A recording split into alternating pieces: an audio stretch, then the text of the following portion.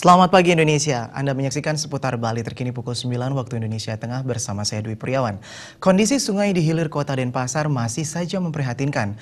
Permasalahan sampah dan limbah sablon hingga kini masih menjadi pekerjaan rutin pemerintah melalui instansi terkait yang perlu mendapatkan dukungan penuh dari masyarakat.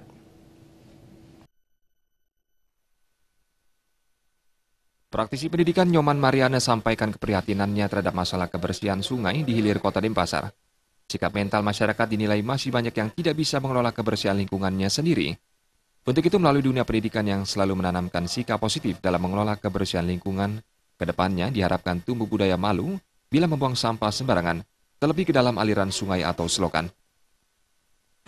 Pada diri kita untuk kebersihan itu saya yakin ke depan pasti generasi penerus akan menjadi budaya bersih itu dalam kehidupannya.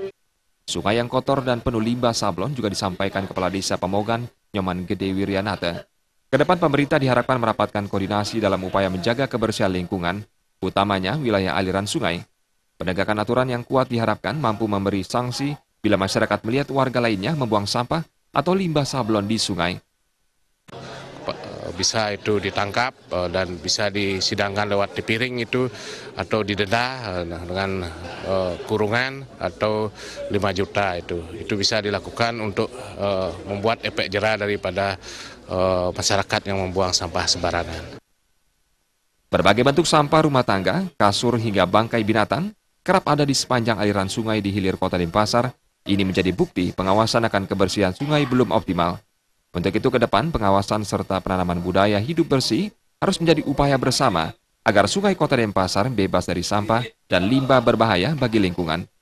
Suteja dan Bayudi, Bali TV.